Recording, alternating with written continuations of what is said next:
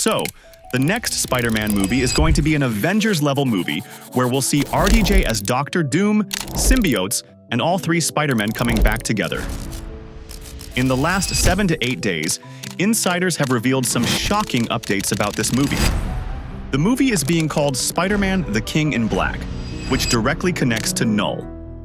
Industry insider Alex Perez has said that Tom Holland will finally appear in the symbiote black suit. Recently, Tom Holland shared a post on Instagram saying, "Secret Shoot Day," giving us a hint about an ongoing project. But the question is, why has Spider-Man 4, which was rumored to be a street-level movie, suddenly been elevated to an Avengers-level treatment?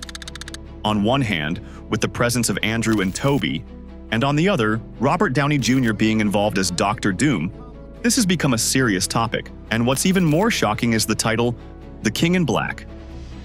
Back in 2020, the King in Black comics shook up the Avengers, and using such a big title is giving us a clear hint that Knull will be involved in this movie. I strongly suggest that before moving forward in this video, you check out our video on Knull so you can understand the seriousness of this title. Today, I'm going to share some major news about Spider-Man 4, so stick around and watch the entire video to find out. Also, don't forget to like, share, and subscribe to the channel for more future videos.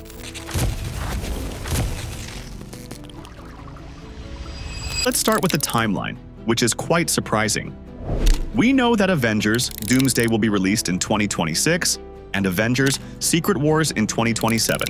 According to insiders, Spider-Man 4 is targeting a release date of July 2026, right after Avengers: Doomsday. This has significantly increased the importance of this movie. The previous Spider-Man movie was incredibly successful, and if it had been released in China, it would have broken the record held by Avengers: Endgame, which shows No Way Home's potential. According to all the insiders, Spider-Man 4 will feature all the elements from No Way Home, along with RDJ's Doctor Doom, making this the best Spider-Man movie.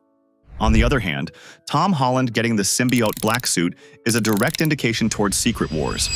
Just like in the Secret Wars comics of 1984, Spider-Man wears his symbiote suit during the final battle.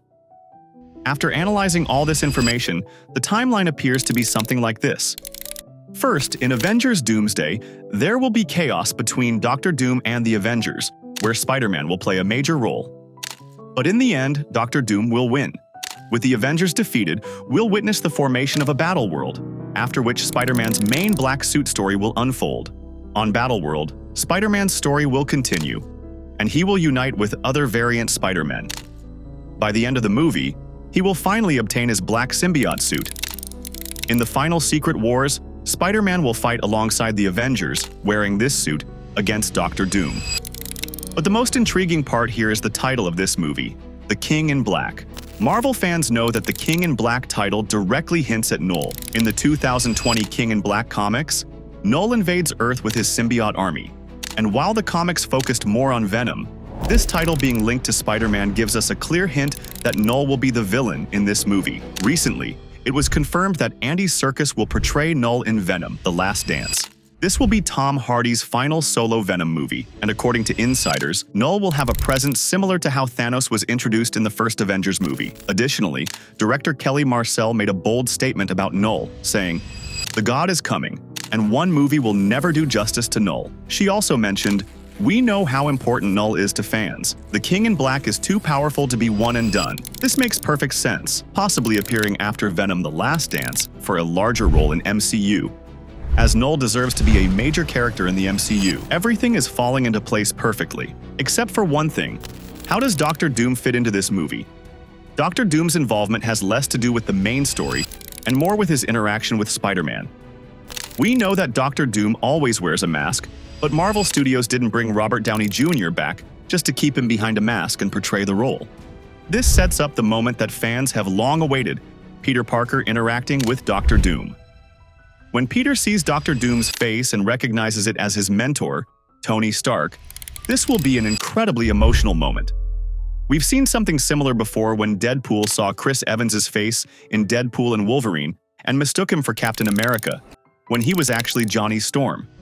In the same way, when Peter Parker sees Doctor Doom's real face, which will actually be Victor Von Doom, which looks like Tony's, It will undoubtedly be a pivotal moment that will plant Spider-Man's weakness for Secret Wars.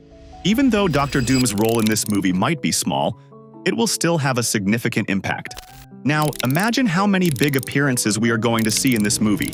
Tom Holland's Spider-Man, Tobey Maguire, Andrew Garfield's Spider-Man, along with Robert Downey Jr. and the potential appearance of Knull. Tom Hardy as Venom. Recently, Shang-Chi's lead Simu Liu shared an Instagram post stating prepping, hinting at a project.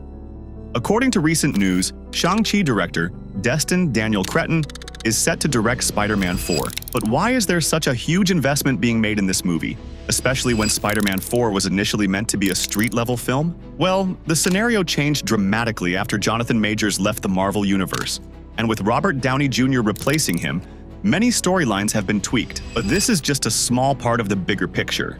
The larger part involves the deal between Marvel and Sony. Sony actually owns the rights to Spider-Man, but Marvel Studios uses Spider-Man in its films. Whenever there is a solo Spider-Man movie, the profits go to Sony, paid by Marvel.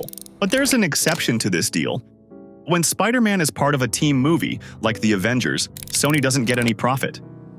Looking ahead, Marvel has 3 projects in line involving Spider-Man, in which from Avengers Doomsday and Avengers Secret Wars. Sony won't profit from these films, but releasing such a big Spider-Man movie between these 2 Avengers movies will be a massive win for Sony in terms of profits. This is why Sony is willing to allow Marvel Studios to use their characters like Knull and Venom. Marvel Studios is gearing up to deliver a huge showdown for Spider-Man fans with The King in Black. And after this movie, Marvel's biggest project, Secret Wars, will follow. Possibly the biggest project Marvel has made yet. That's why my next video will be all about the 2015 Secret Wars comic, where I'll explain just how big of a threat Dr. Doom really is for the MCU. So that's all for today's video about Spider-Man, The King in Black. If you enjoyed it, let us know in the comments. I'll see you soon in the next video. Until then, don't forget to subscribe to our channel. Thank you so much for joining us on the ScreenCat Universal.